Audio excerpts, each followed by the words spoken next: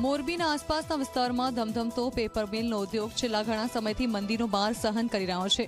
છેલ્લા 2.5 વર્ષમાં 23 જેટલી પેપર મિલ બંધ થઈ ગઈ છે, જેથી સરકાર પાસે પેપર મિલ ઉદ્યોગકારો રાહતની માંગ કરી રહ્યા છે। હાલ મોટાભાગના ઉદ્યોગકારોએ પ્રોડક્શનમાં 30 થી 40% જેટલો કાપ મૂક્યો છે અને અહીં નફો અને નહીં નુકસાનના ધોરણે કારખાના ચલાવે છે।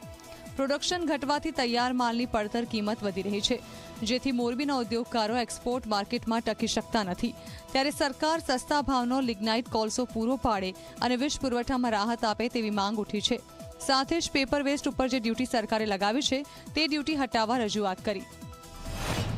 એક્સપોર્ટ ઘટવાનું કારણ મેઇન એ છે કે અમારે 19-20 કરતાં અત્યારે એક તો ઇમ્પોર્ટ ડ્યુટી નાખેલી છે ઇમ્પોર્ટ વેસ્ટ ઉપર, ને બીજા નંબરમાં લિગ્નાઇટના ભાવ પણ વધી ગયા છે, પાવરમાં પણ વધારા આવ્યા છે। આના કારણે અમે લોકો જે ઇન્ટરનેશનલ માર્કેટમાં જે એક્સપોર્ટ કરવા માંગી એ થઈ શકતું નથી। જે અમારું પ્રોડક્શન આજથી 2-3 વર્ષ પહેલાં જે હતું એ પ્રોડક્શનમાં ઓલમોસ્ટ અમારે 30 થી 40% કાપ છે।